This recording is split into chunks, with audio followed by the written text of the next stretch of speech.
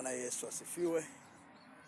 Kwa neema ya Mungu ninakusalimu katika jina la Yesu. Lakini pia nikupongeze wewe ambaye Mungu amekupa neema ya kufika tarehe ya mwisho wa mwaka.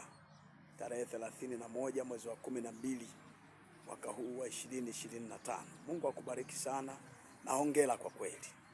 Lakini pia niwape pole wale wote ambao wamepita katika magumu mbalimbali, na wengine wamepoteza ndugu zao, wengine wamepita mazingira magumu, magonjwa, shida.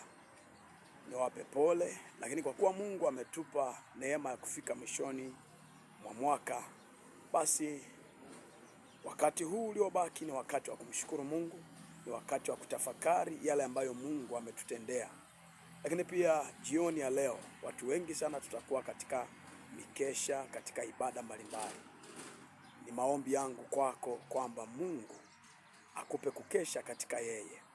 Lakini tumia hii fursa pia kumshukuru Mungu, kutubu kwa ajili ya yote ambayo hatukufanya vizuri kama Mungu alivyotaka.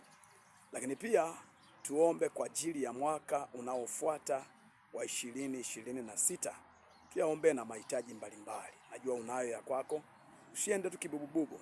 Mwambie Mungu, nisaidie katika yale ambayo unatarajia.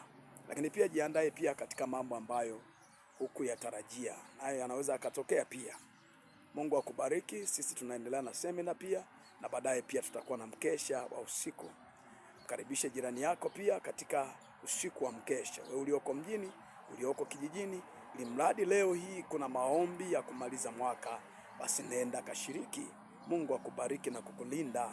Naitwa Mwalimu Frank Madembo na kutumia ujumbe huu kutoka Shinyanga, Tanzania, kufikie mahali popote ulipo duniani. Amen.